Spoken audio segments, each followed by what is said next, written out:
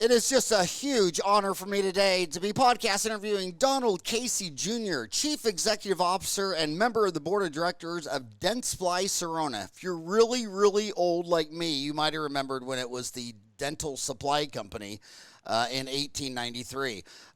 He has more than 30 years of global healthcare experience and an outstanding track record in identifying and commercializing medical innovations. He most recently served as CEO of the medical segment of Cardinal Health, a leading manufacturer and provider of medical products and supply chain services to hospitals, laboratories, physicians' offices, surgery centers, and other sites of care across the healthcare continuum.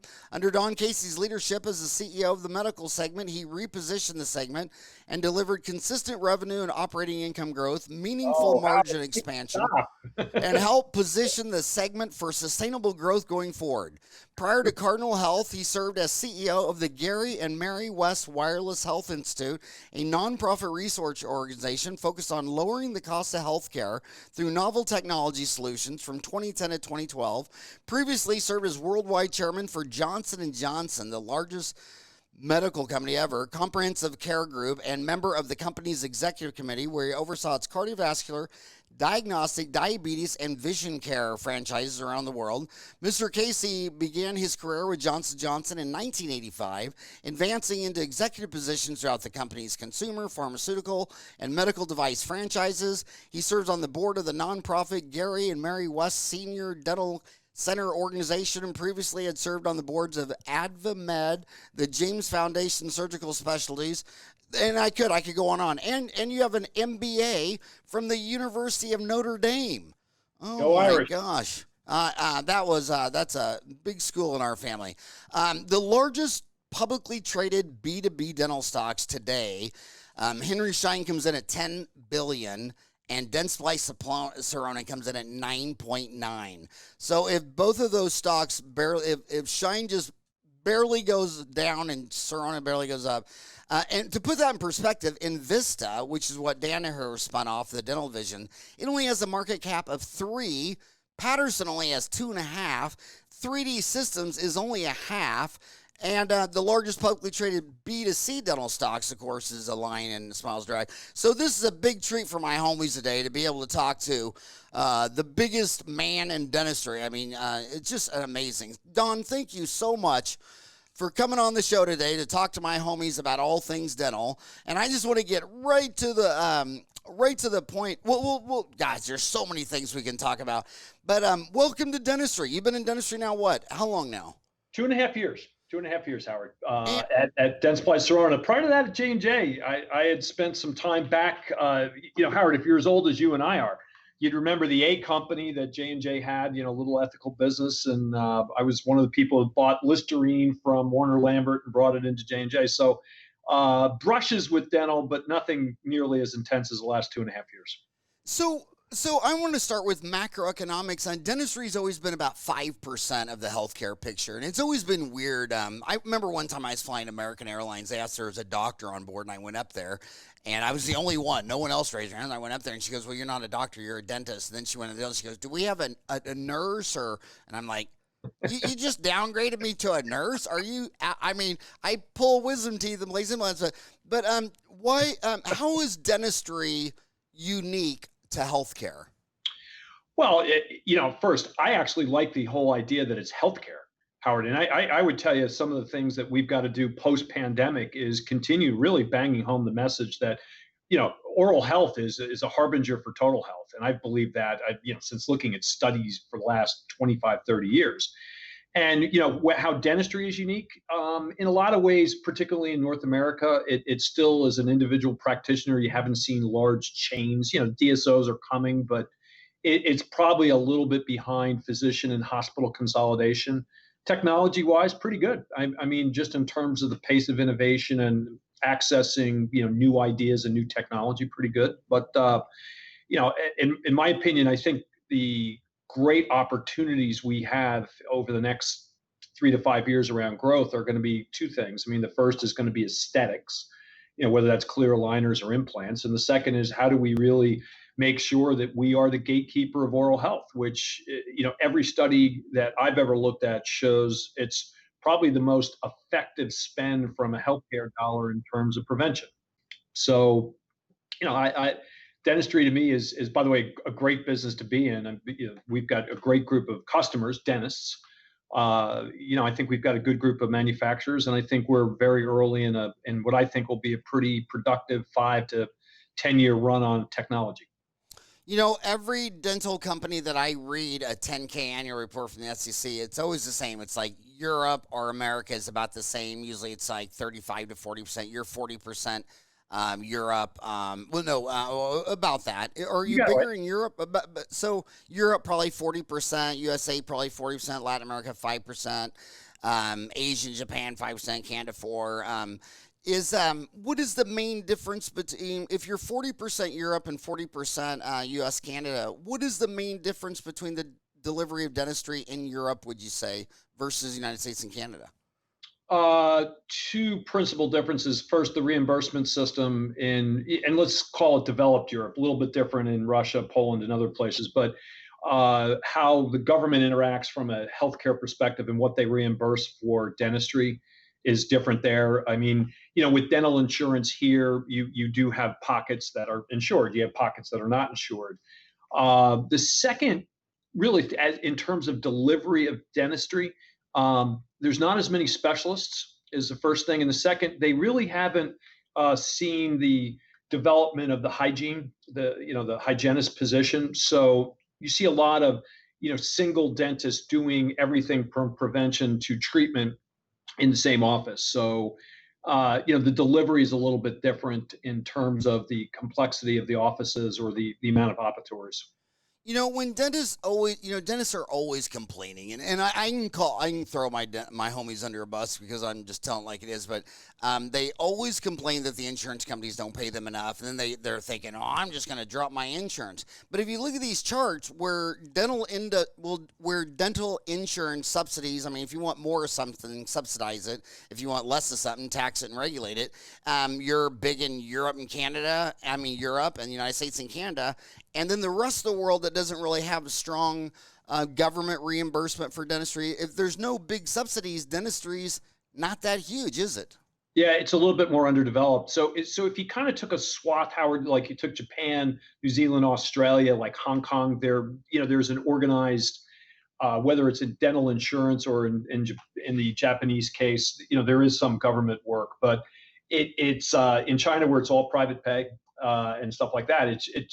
The market develops very differently than what you see in North America, which tends to be a little bit more of a holistic.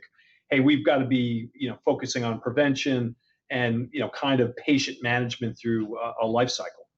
And I had this long conversation with Dennis the other day here in town, and I didn't even know what to say. I mean, he was just going on and on and on about how mad he is, about how much he has to write off between what his fee is and what the insurance fee is, and he's all upset. I mean, you're all upset because the insurance company won't pay you that amount. Well, I'll tell you what, buddy, take off the gloves. Why don't you just go straight to the market? I mean, why don't you go just straight out there, fee-for-service cash? It's like they have this entitlement. They're like, but this is my fee, and the insurance company should pay for it. Well, dude, free enterprise is supply and demand. If I go out there on the street corner and say, I'll wash your car for $1 million and no one stops, it just is what it is. Hey, did you ever get the chance to meet John Miles? Yes, I have. Oh my God. Love that guy. How's he doing? I haven't seen him since we kind of moved the company out of York, but he's doing great. I mean, if you really kind of track the history of Dentsply, John Miles is the person that built the company, just in terms of really had a broad vision for how do we offer an entire landscape of consumable products around critical conditions. And, in so many ways, the culture that he set up is what still lives in the company today. So last I saw him, he was great. But, again, he is, we had a cool thing in York where we had pictures of the prior presidents. And I always wanted to move him up.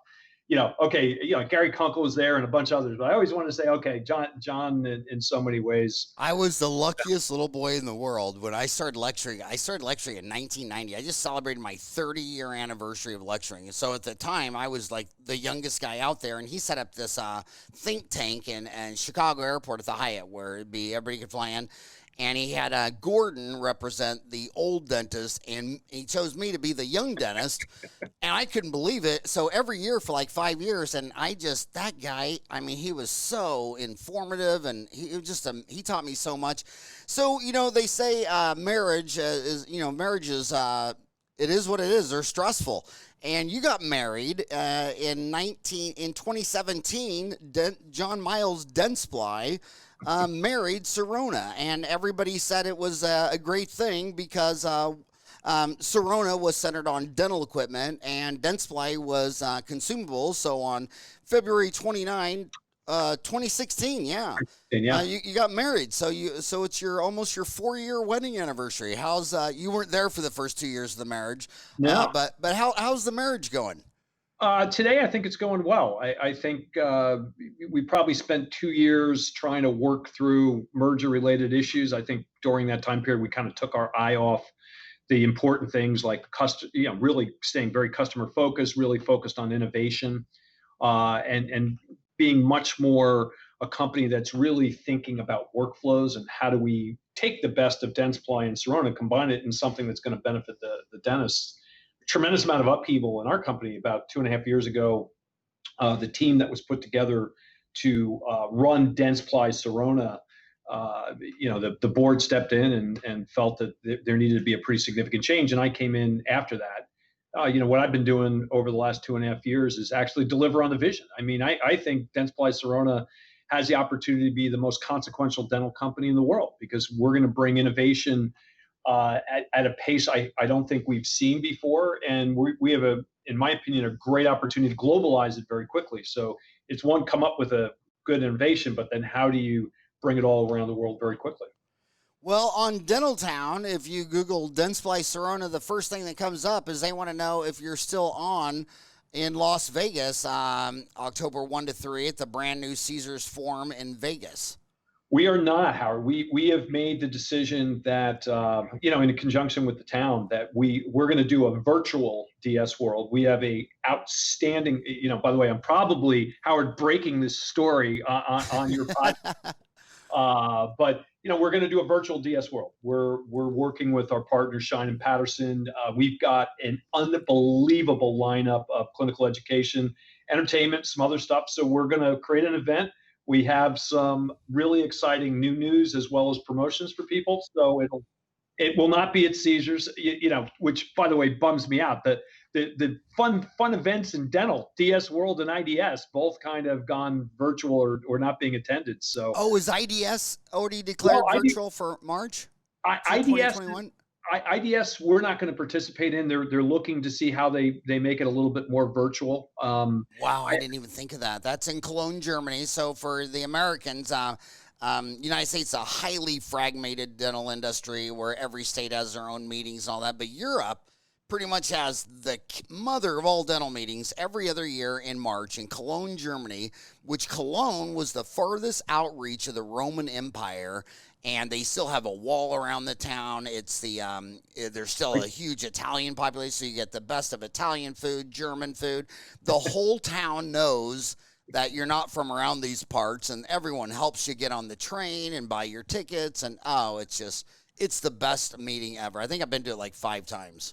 Yeah, well, IDS is going to be a lot more limited this year, given international travel restrictions. And for us, we felt that we didn't want to bring our customers and our people there. But gosh, Howard, I hope everyone is looking forward to the day when things get a little closer back to normal and we could do IDSs. But DS World going to be great. I would urge everyone to sign up. I think you're going to see a startling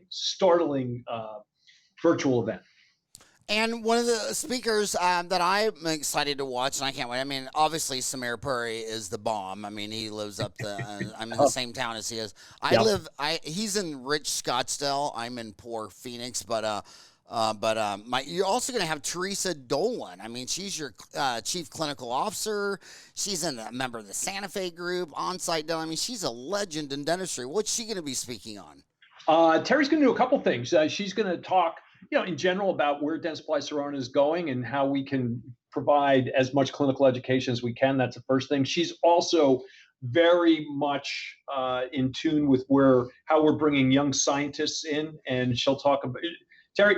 By the way, so when you're the dean of the University of Florida Dental School, and there's not a subject in dentistry that she can't touch on. So she'll talk about where we're going, what we're doing, how clinical education works, and how do we get more science-oriented young dentists into the field. I want to go back to Samir Puri. He was one of the earliest townies on Dental Town. I mean, Sure. I think he was like one of the first 100 or whatever. He's got like a gazillion posts. But he's up the street in the Spear Education. And Spear, they basically talk, a lot of their continued education is on the fast-growing segments. I mean, I believe, looking at the numbers, I got my MBA from ASU. I know yours from Notre Dame, so feel free to correct me. I don't even know if ASU is accredited. When I look at the numbers, dentistry kind of is just drifting up with the CPI index, except for two areas: implants and clear aligners. And here at Spear, you guys, their implant CE does a lot with Dentsply Sirona Astra. And aligners, they teach the Sure Smile.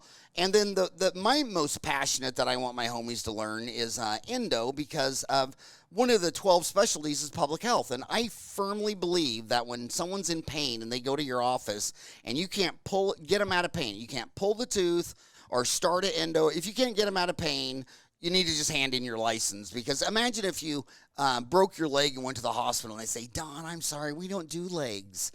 We do arms and ears, but not legs. I mean, it's crazy. And endo, and Ben Johnson, the founder of endo, a guy I'd like to get on the show big time. But my gosh, he's just a legend. When I had my first endo question in Phoenix in like 87, 88, I actually called him. Mm-hmm. And he said, well, I can't explain it. He said, it'd be a lot easier if you just hopped on a plane and flew down here and I'd show you. And I said, are you serious? And he said, yeah. So I jumped on Southwest Airlines for like $200 from Phoenix to Tulsa, Oklahoma. Spent the whole day with them. I mean, nicest guy in the world. But they, so they're doing implants with your Dentsply Sure. Astra. They're doing endo with your Tulsa Dental. They're doing aligners with your Sirona Sure Smile. And then CAD/CAM. Samir has always done that. But if you just came out of school, you're a class of 2020 graduate, you want to learn everything. Where would you point them first? Implants, endo, aligners, CAD/CAM? Where would you guide them? Yeah, and first, Sam's a dear friend, and you could just give him grief as an ASU person, because he's a Southern Cal Trojan, which I as a Notre Dame person have virtually no use for. But totally kidding. It's lots of fun to talk to him. Howard, if I was a student coming out and hanging out a shingle, actually the first thing I would do, I wouldn't necessarily focus on the individual workflow, picking endo, clear aligners, or implants. I'd actually start digitizing my workflow. And that starts with, in my opinion, I really think being able to digitally scan and being able to manipulate, whether it's x-rays or a DI image, that to me opens up a lot of future for you in terms of, okay, maybe you want to do endo, maybe you want to do implants, or maybe you want to do clear aligners. Basically starting there helps. In terms of what Dentsply Sirona believes, we want every dentist to practice at the highest level of their licensure. And in my opinion, a dentist, and you said this extremely well, if you come in, I would like a dentist who is using Dentsply Sirona equipment to be able to say, hey, I can offer you clear aligners, single tooth implants, or even something a little more complex than that, or I can do a basic root canal. They can do that. And everything that we're going to be doing in the future, and if you look at what we started to do with PrimeScan, we really want to help that new dentist by providing the treatment planning software in such a way that they're going to get the confidence and have the clinical chops to, or at least the opportunity to refer to some expertise that will allow them to do the procedures. But if I was a dentist coming out of school, and what a challenging environment to coming out right now, but I would 100% pick, whether it's endo or whether it's implants or whether it's clear aligners, I would add one of them, but I would do it in such a way that I could add the other two in the not too distant future. Your company was built on mergers and acquisitions. I mean, my gosh, you Ransom and Randolph in '64. To put that in perspective, I was born in '62. The Coconut Iron Company in 1976. That's chairs and stools. Gendex in '93. Eureka X-ray. I mean, health. Just so many acquisitions. I know I'm not going to ask you publicly traded questions because that could have consequence on your stocks, but with all that's going on in the pandemic, are you looking at M&A activity? Because I always remind dentists that when I got my MBA, I could not believe how the biggest companies in dentistry were built with M&A. And then you look at dentists like me that are providing it, you'll go to a small town and say it has 5 dentists. And you come back 30 years later, now it's up to 10. And the dentists are all doing average. But then you go to another town, and there were 5 dentists. But every time some old man retired, the kingpin bought him, M&A, rolled him into his. So now instead of going 5, now it's down to 4. Then 10 years later, it's down to 3. And then these kids ask, well, how is that guy doing $3.5 million a year? And I say, M&A activity. General dentists don't do it. You guys do it big time. Do you see any M&A activity around the corner with everything going on? Oh, sure. I mean, Howard, you almost have to think about M&A activity in a couple tranches. And first, we get asked about our capital deployment strategy all the time, and we say, look, we'd like to invest in R&D, and we'd like to bring internally developed innovation. But then we can't invent everything. So you have to think: are you going to buy something a little bit more transformational, bigger? Are you going to buy a technology platform that fits in, or are you going to do tuck-ins that say, hey, we think it would be great if we had a value-based implant in Brazil? So you kind of look across those 3 areas, and we're looking, obviously with the pandemic right now, our first priority was, okay, let's get through the pandemic, let's keep our employees safe, let's make sure our customers are supplied. But we're always looking at M&A as an opportunity, and I think there's some great technology that combined with some of the platforms we're building. But nothing.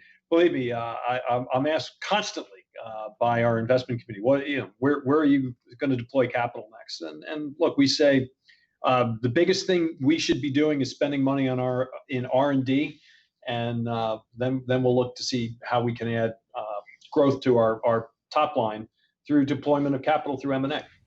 Well, I loved John Chambers built one of the. I remember the bubble from '94 to 2000, where if you just threw a dart, it would double, and it was so fun. But I basically only held 4 stocks. It was the Wintel, Intel, and right. Windows and Intel.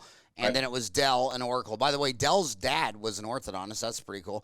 But Cisco, John Chambers used to say, I'm not going to put all that stress on my R&D. I'm going to wait till somebody out there invents it and builds a great company. Then I'm just going to get out my checkbook and do M&A. And his R&D was basically 0. He let everybody else do it. But going back to my 32-year journey, today, Envista looks just like Sirona. I remember when I first saw Sirona, it was part of Siemens.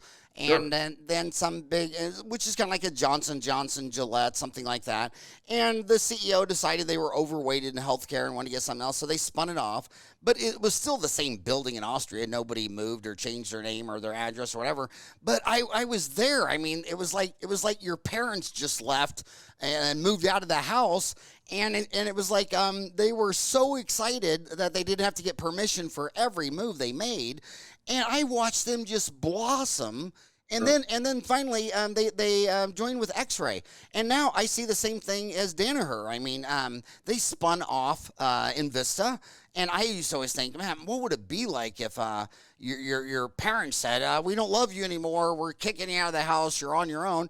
And with a small market cap at $3.73 billion, it looks just like a baby Sirona. Do you see Envista as a baby Sirona?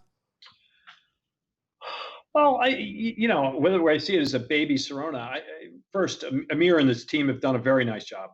I mean, that's a very, very stressful thing to spin out of a company. And, I've been very impressed with the steps they've been taking in terms of narrowing their focus. And, they're a very, very good competitor. And when I say good competitor, they stay focused on the customer. They do things the right way.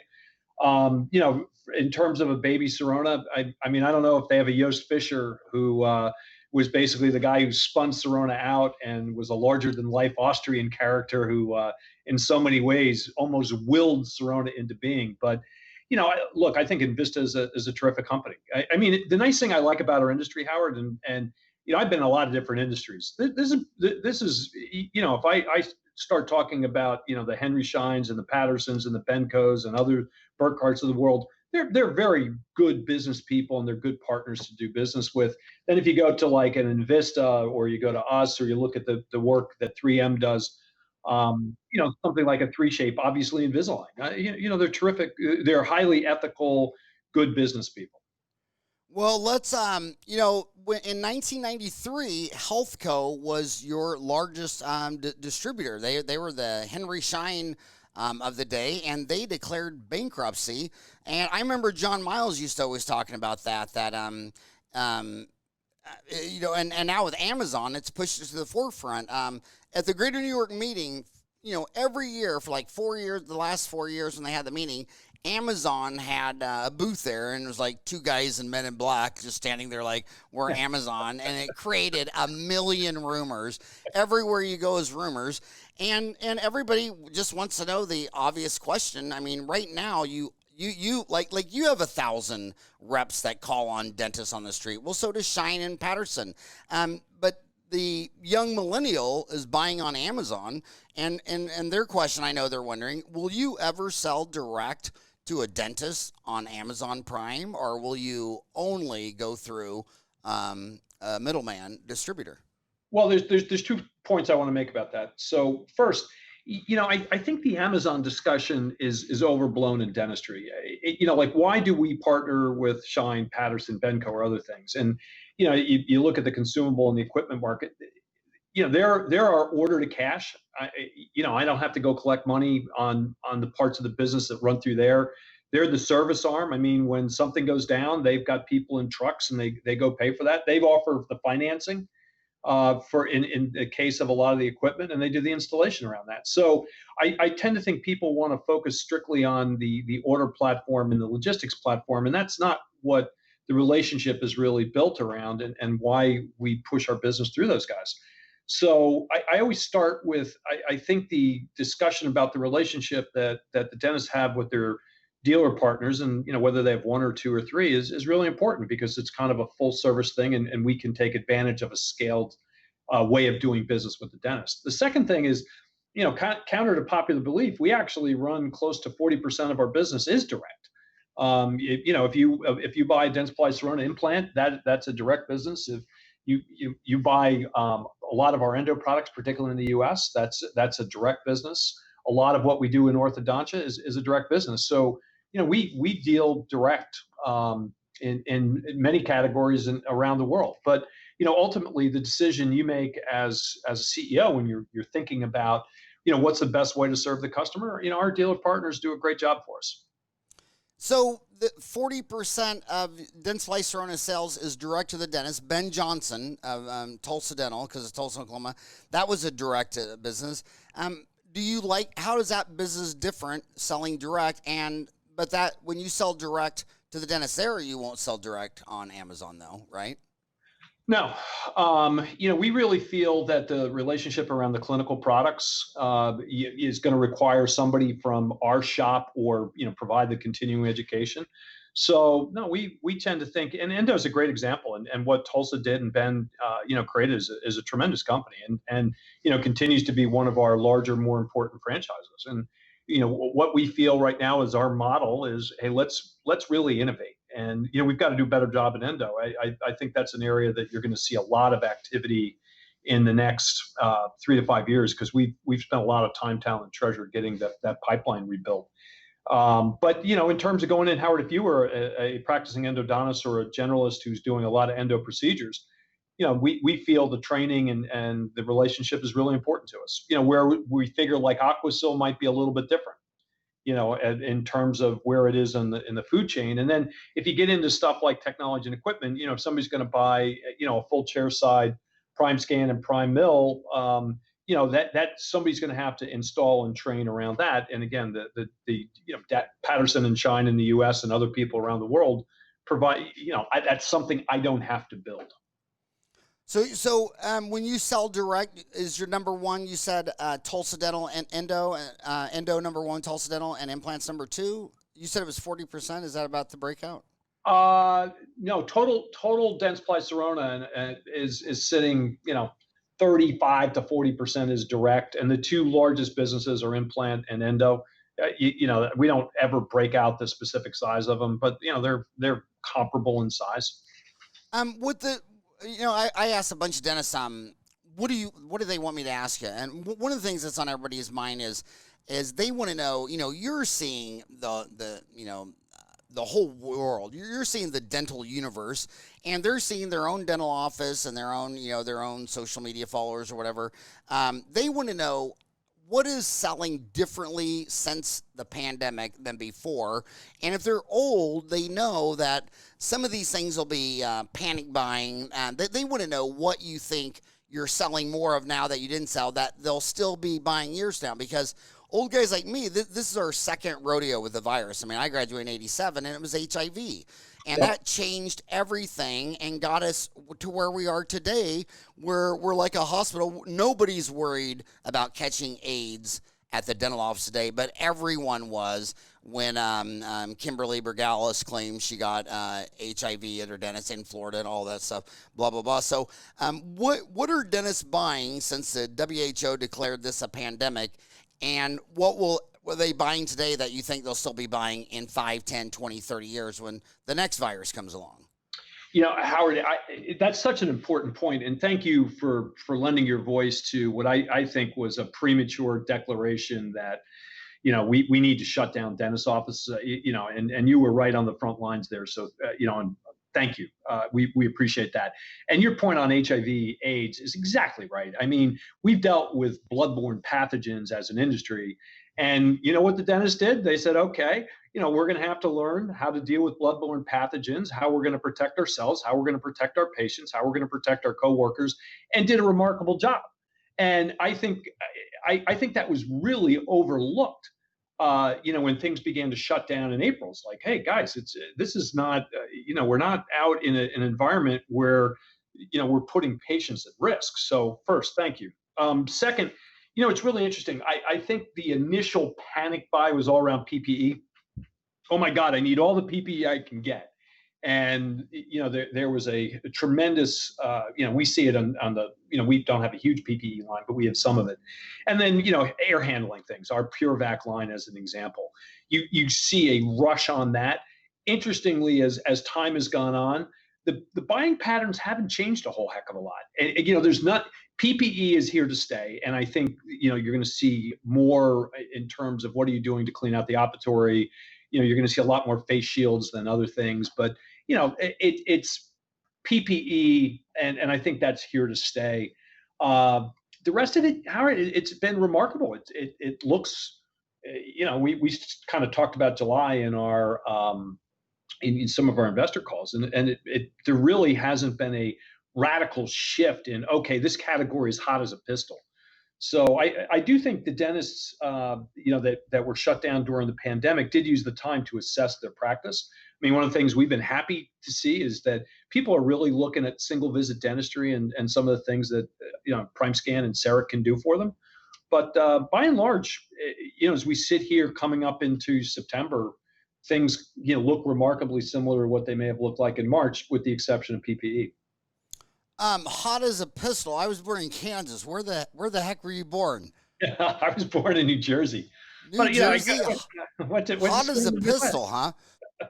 That is all new to me. I was born in Kansas and have not heard that one. So that's is that in a Bruce Springsteen song or a Bon Jovi song? I don't know.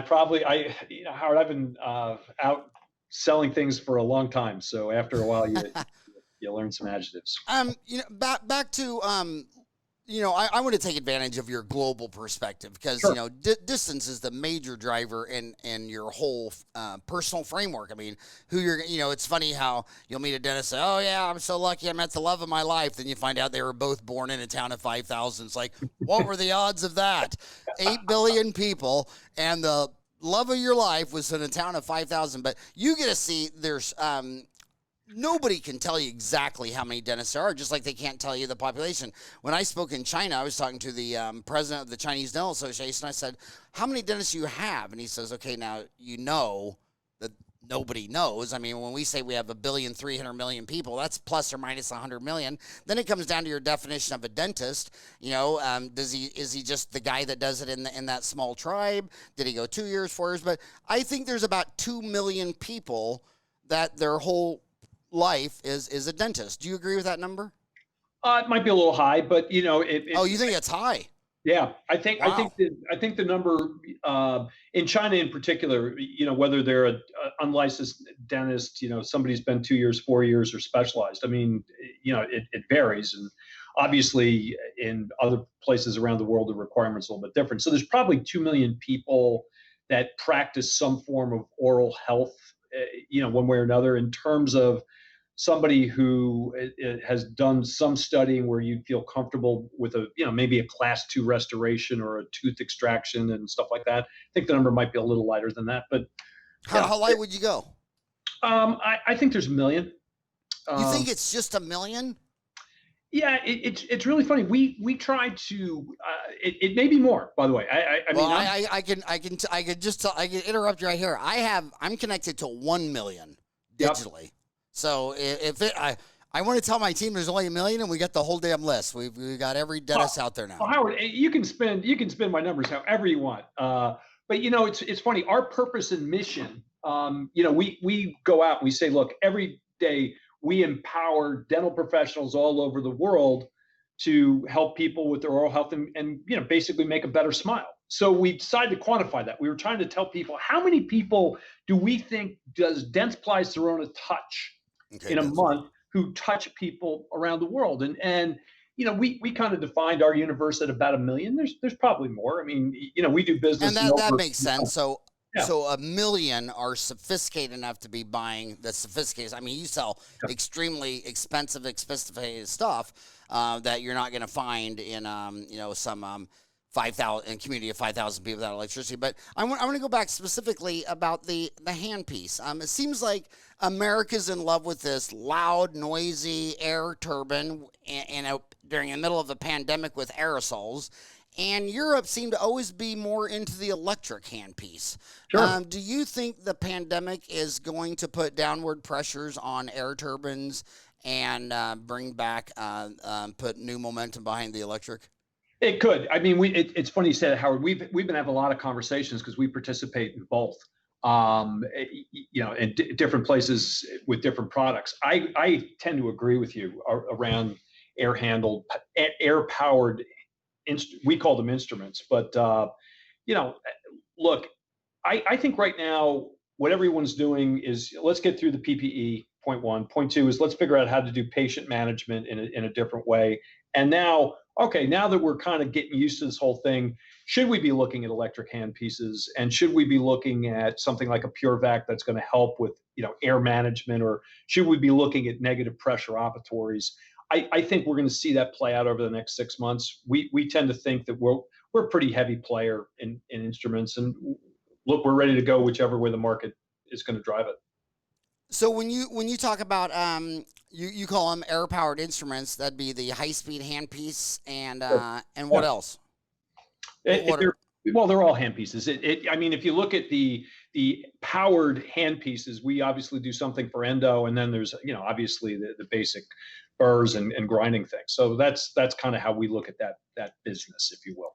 Well, I always thought I'd never understood what we're supposed to keep one eye on the patient, one eye on cost, and treat them like you want to be treated. And they all complain about the sound of that high speed. I mean, it's just, I don't know if they use it in too many Halloween 3 movies or whatever, but the minute they hear that, and plus it has no torque. I mean, when you're a dentist, you can push that burr to the tooth and it'll stop. Whereas the electric, it just doesn't have the whiny noises, and you can't stop the burr. It's all torque. So do you think it's a preference, or do you think the virus is going to take it from personal preference to virology recommended? It could. But Howard, the thing when you get to sit in my chair and look at global dentistry, all right, so take scaling and root planing, Cavitron, kind of a fixture in the U.S. No, we like piezo over in Europe, and the twain shall never meet. I think the same it goes with handpiece preferences. Funny, the Europeans, from a chair as an example, Howard, we have a line called treatment centers, which are not we do not like referring to those as chairs. They're extremely sophisticated, what we think almost as a partner to the dentist, because we put a whole lot of IT in those and whatnot, and they cost $45 to $60 to $70,000. And if you said to somebody, a dentist in the U.S., hey, we want you to pony up all that much money on something like that, the answer by and large has been no. Why? Well, the Europeans are going to say, we're going to amortize this over 20 years. I'm going to use this in place of a dental assistant, and I'm willing to invest the money. It's kind of the same thing in handpieces. It's just a different time horizon. It's a different way of how they practice. And I do think there's a market in the U.S. for electric handpieces. I think whether it gets mandated or not, we'll see. I haven't seen enough data from our own guys to really support, hey, we would see a transformational shift in a market based on a requirement. But, you look back, 3 years ago when the FDA said we got to improve the sterilization of instruments within the office. And, we did see some change. Took a little while, but we saw some change after that. I've always said,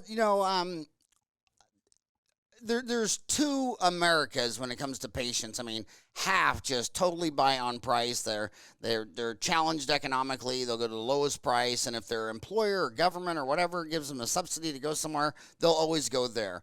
And then the other half is kind of market differentiation, and they just don't want a standard Model T Ford where you can have any color you want as long as it's black. They pay more for cosmetics and things like that, and that's what we're seeing during the pandemic.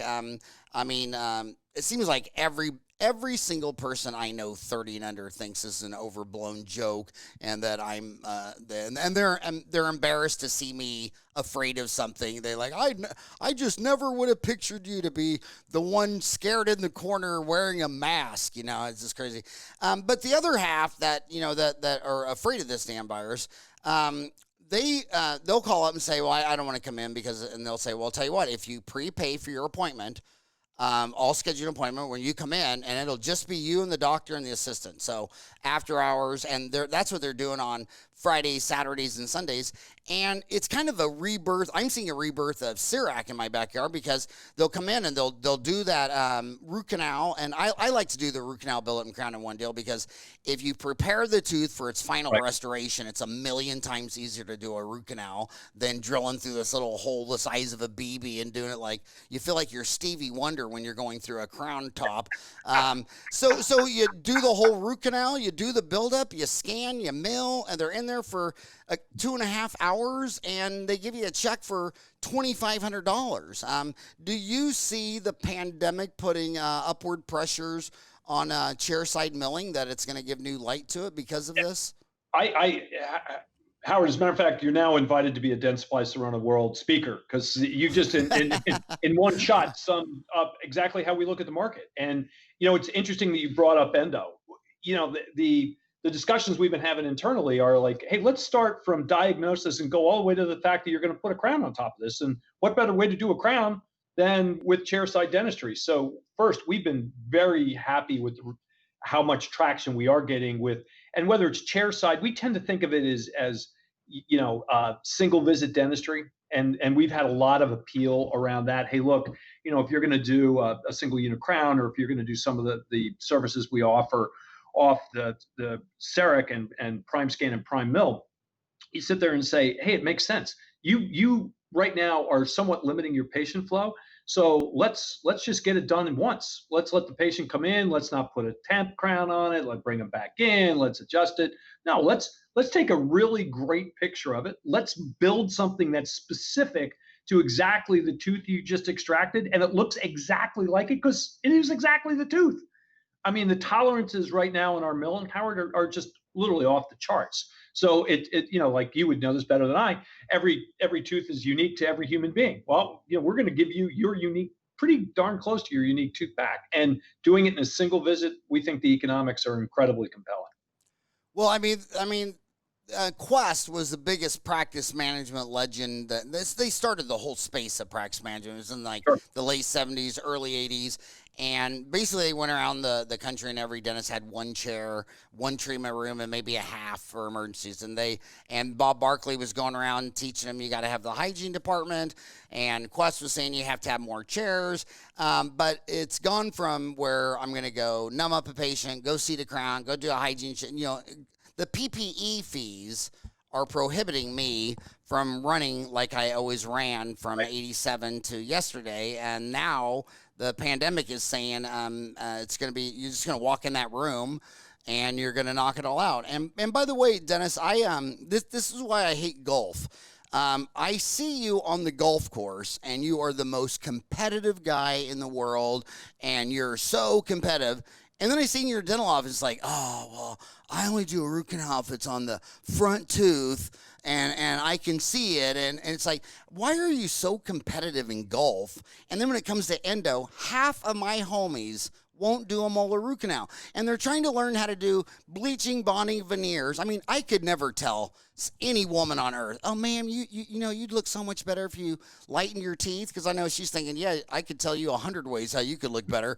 Why don't you get a wig and a tan and lose 50 pounds? I'm a doctor. I like people that come in pain. I'm not a salesman trying to sell them veneers. They come in and they're in pain, and it's $1,000 procedure. Insurance pays 80%. You become their hero.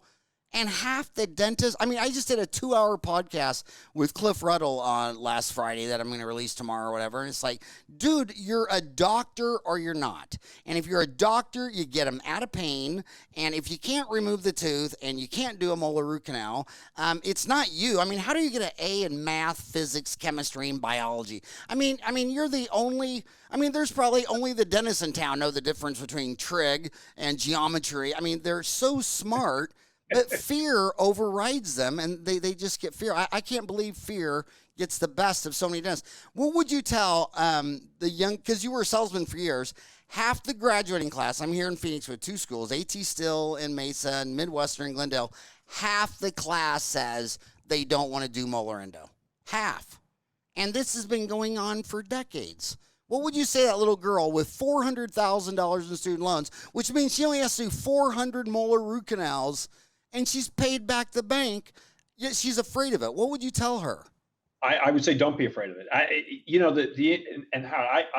completely agree with your discussion line here, which is, hey, I think it's fear because they don't experience it in the dental school. You're not doing a whole lot of root canals. It's you almost say you got to do something 3, 4, 5 times before you get a real comfort level.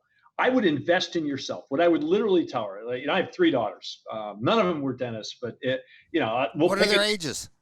We're 32, 31, and 27. My 4 boys are in the exact same category. Any of them married? I mean, is there something we could work out here? Kidding aside, but I would literally tell my middle daughter, hey, invest in yourself, which is go find Howard, and could I spend a day and learn how you do root canals? Because everything we've seen from an educational perspective, when we're out with Spear, we're out with the large dental schools, is it's not that complex a procedure. It's something you can handle quite easily. It's just you have to do the first, you have to watch somebody, you have to participate in different parts of it for 2 or 3, then you have to do 2 or 3 of their own. And then, by the way, you have to go back to your practice and you have to do it. It's not a skill. Okay, I went and saw Howard. Or like a Cliff Ruddle. I went and spent a day with Cliff Ruddle. And, you can't do all the work and then come back to your practice and say, I'll get to that in a couple of weeks when I feel confident. And by the way, the equipment today is so good. Whether it's if you're looking at the sophistication of the X-ray machines, if you have a digital scanner, preferably an Omnicam or a Prime Scan, you're going to get a fair amount of treatment planning software that can really help you lock in. Okay, this is what it's going to look like when it's done. Are you talking about the Prime Scan? Yeah.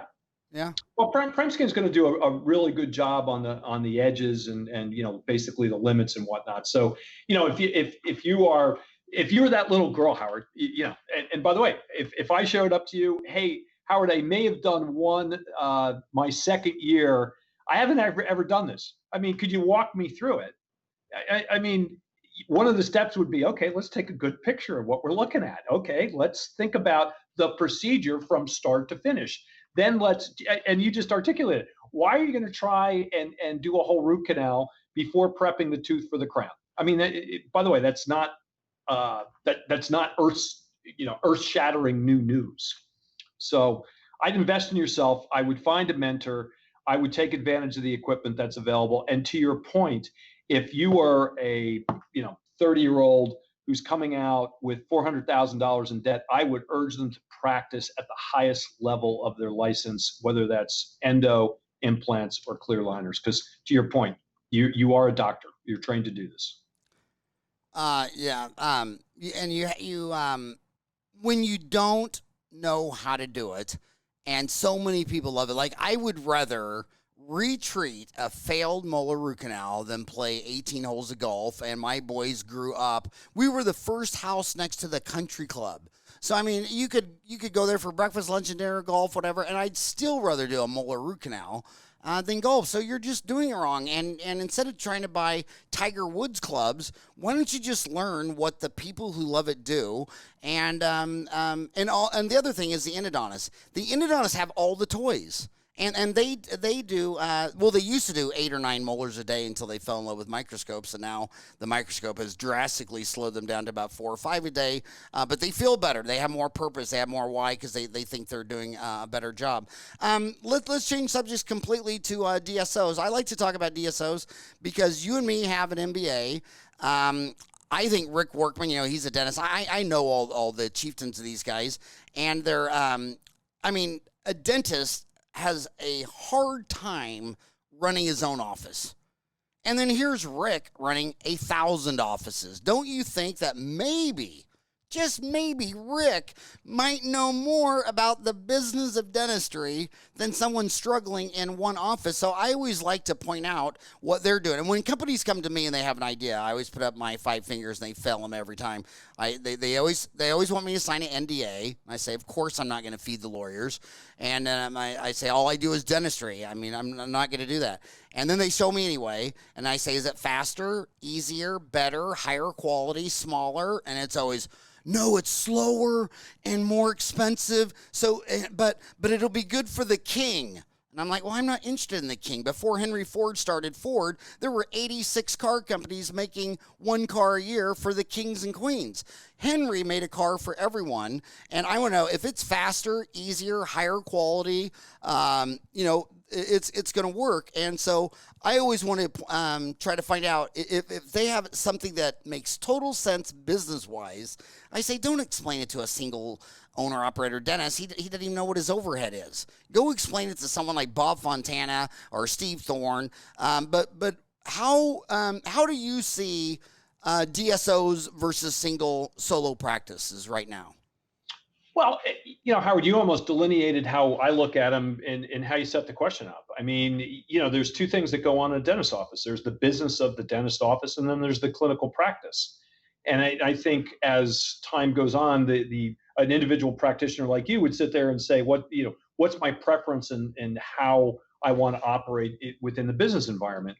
I think the DSOs, and you mentioned Rick or Steve or the others, look, these guys have done a very, very nice job on trying to make sure that the dentist focuses on practicing great clinical procedures on their patients. I mean, and here, let me worry about ordering, PPE for you. Let me make sure that I'm managing or factoring your collections or other things like that. So I think the DSO model has been really, really an important development and one that I think will continue over time. But I also, if you look at analogs from other categories, if you look at like how optometry developed or, some other areas, I think there's always going to be a big, individual dentist practice. I think there's going to be DSOs. Now, whether they all get to be the size of Heartland or whether they tend to be, maybe it's 100 offices or whatnot.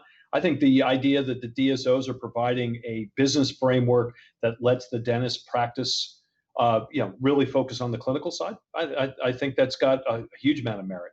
And your 5 questions aren't all that different than mine. I always throw in my 5th might be, is it cheaper?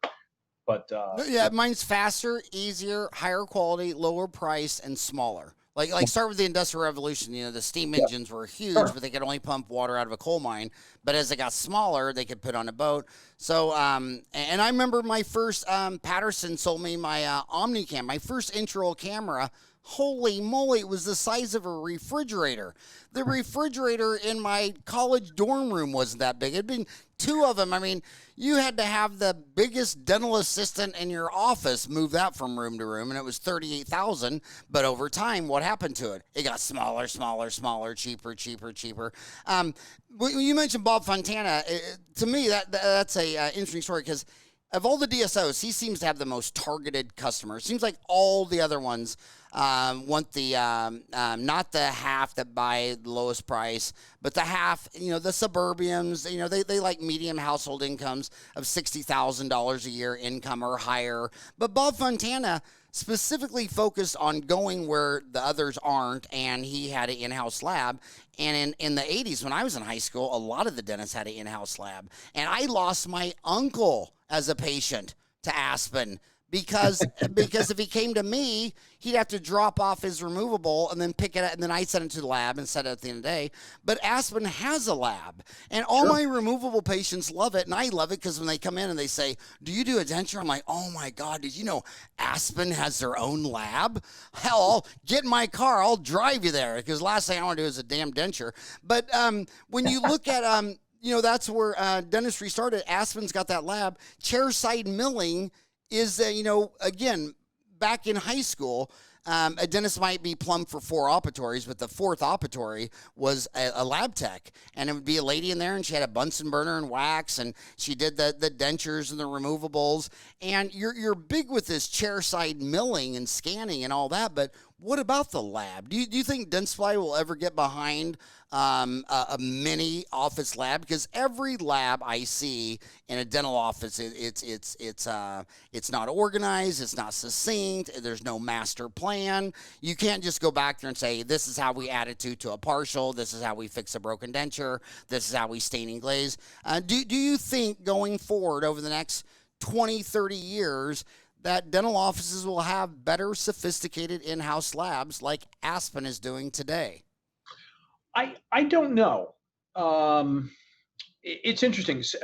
I would see the world developing slightly differently. And first, you know, what Aspen's done is remarkable, and you know they've built a great business.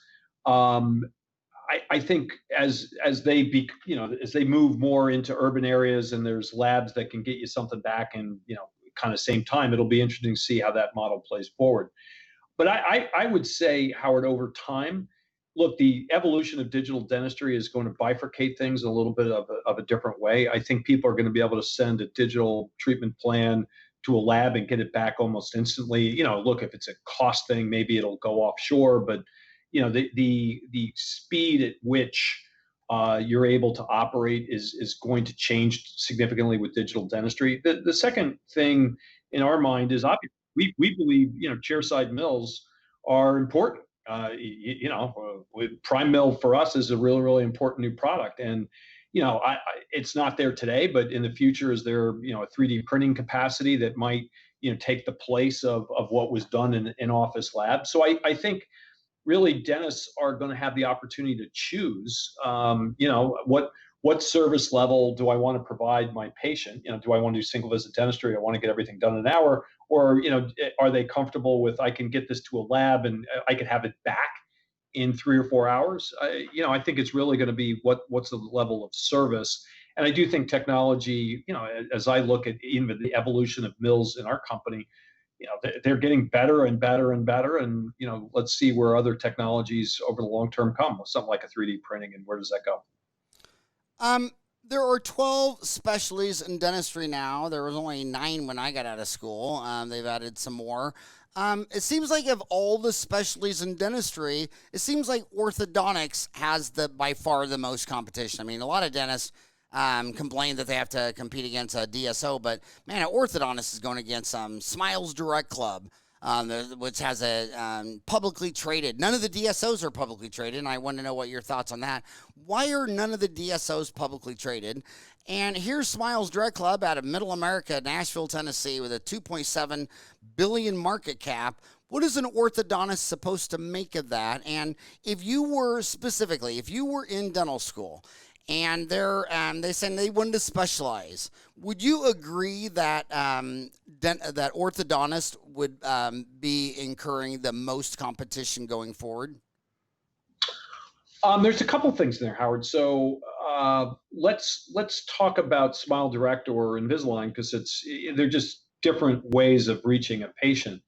If you look at the orthodontic market, at least in North America, and you're seeing it replicated around the world, there's almost two things that go on. I mean, one is repairing pediatric, or it's pediatric specialty oriented, where all three of my daughters wound up in braces. The brackets and bands, and that's conventional. Where the growth has been explosive is really in the adult retreatment, kind of the aesthetic market, and the technology has gotten really, really good over time.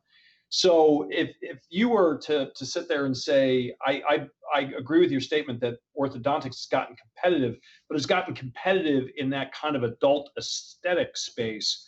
I think the traditional adolescent, kind of functional treatment continues to be an area that that looks like it's really looked like for the last 25 years. And I think clear aligners will penetrate down, but it'll be a little bit more hybrid. Obviously clear aligners are a little bit challenged in leveling teeth versus spinning them and some other things. So, look, I tend to think the base market is going to look like it's always looked. I think the question is, how do you best position yourself in the adult aesthetic market? And then understand there's going to be people who are really driven by, hey, I'm going to go to Smile Direct, I'm going to do quick scan, and I'm going to get clear aligners. But there's going to be a lot of people saying, gee, I'm going to make a significant investment, I want to go to the dentist. And then how do you differentiate yourself in terms of service and other things?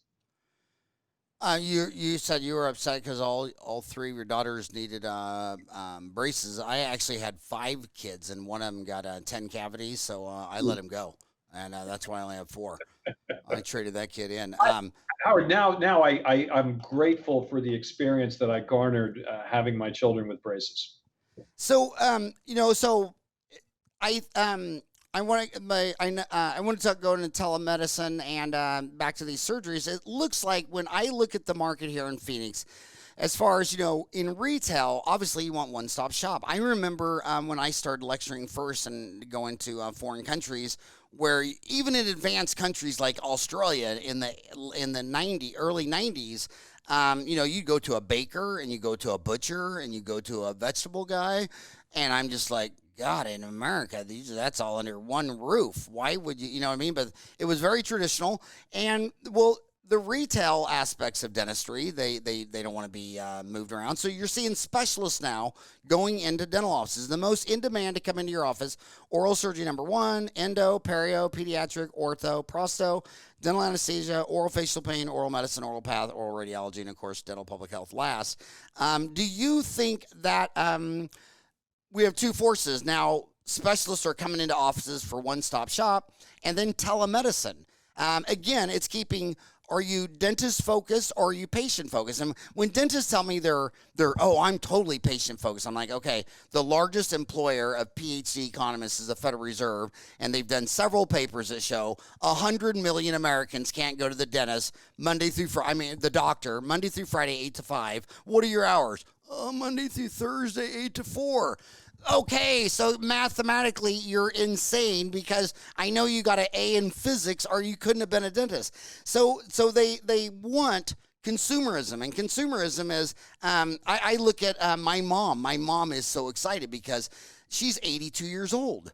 And now she gets to get on her iPad and talk to her doctor, and she doesn't have to get in her car and drive across town. I mean, think of not the risk of catching corona, but what's the risk that an 82-year-old lady wrecks her car? I mean, my mom drives like a bat out of hell. I mean, she's just crazy driver. So do you think there's going to be more dental-focused dentistry delivery in the future with teledentistry, telemedicine, and specialists coming into offices for one-stop shop?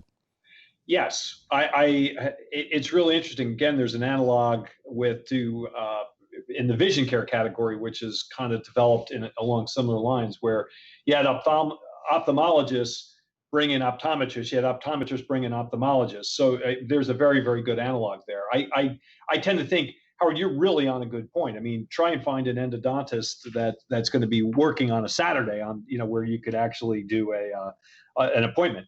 So look, I tend to think that over time it is going to evolve around the patient. And you have an MBA and you run your practice like a business, giving great clinical care. Well, if you start with a patient, hey, look, you never want that patient leaving the confines of your office. So how are you going to bring procedures to them? By the way, if you look at dental monitoring and some of the stuff we're seeing with clear aligners, the technology, I'd say very early, but it's starting to be promising just in terms of monitoring and doing some basic telemedicine work for your mom or other people. Ultimately, though, Howard, I still have a tremendous amount of faith in the role of the wet finger dentist and serving their customers. So, telemedicine is going to be helpful. I'm not sure it's going to transform the category. Are you going to have any telemedicine, telehealth plays at Dentsply? I mean, is that one of your focused things that you're looking into? Or would you say not really? I would say not really, Howard. Again, we have it. It's done in service of other things. It's like we're not going out and saying, how do we create the Dentsply Sirona telemedicine division, as opposed to how do we create the Dentsply Sirona implant workflow process where telemedicine could play a role in it.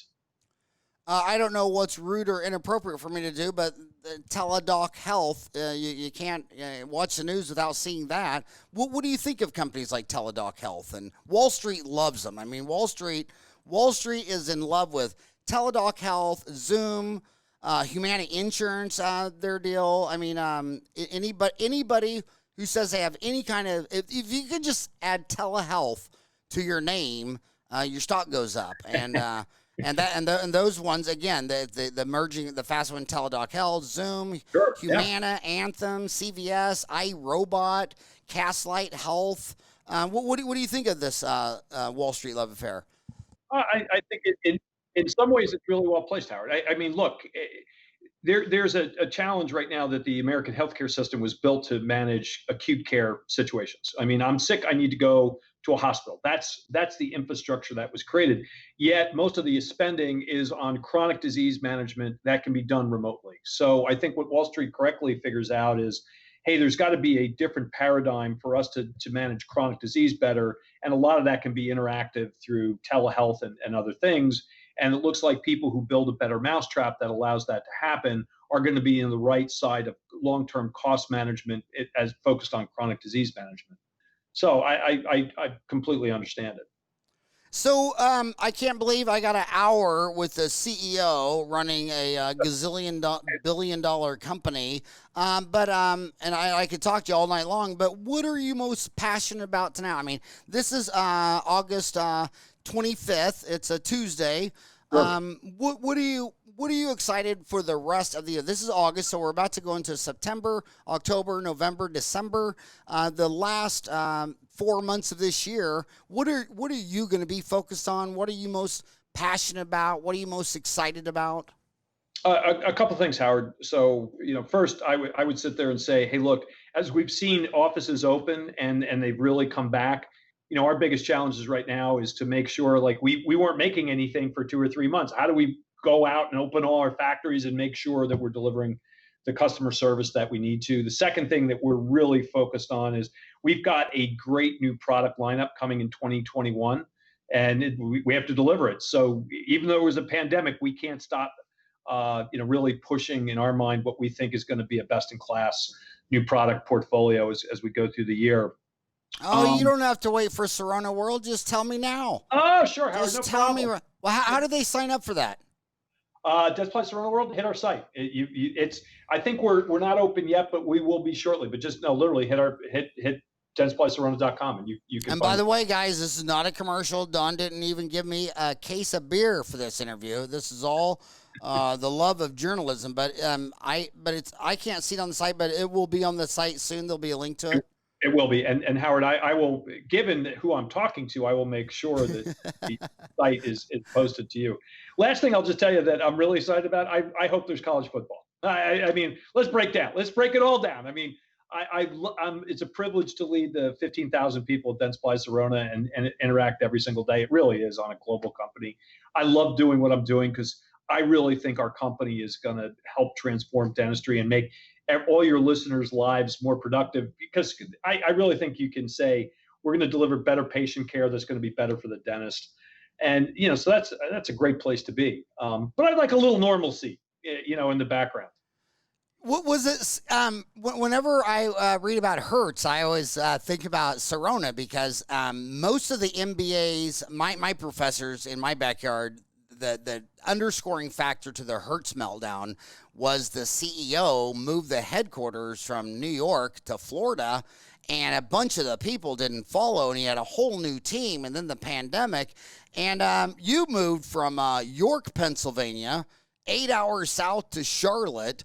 Did you have the same issues where a lot of lifers stayed in York, Pennsylvania, and you felt like it was kind of a Hertz rental car deal where for like 6 months to a year you had a bunch of new kids on the block and we're kind of running a little lean on experience? I mean, seriously, everybody's talking about it with Hertz.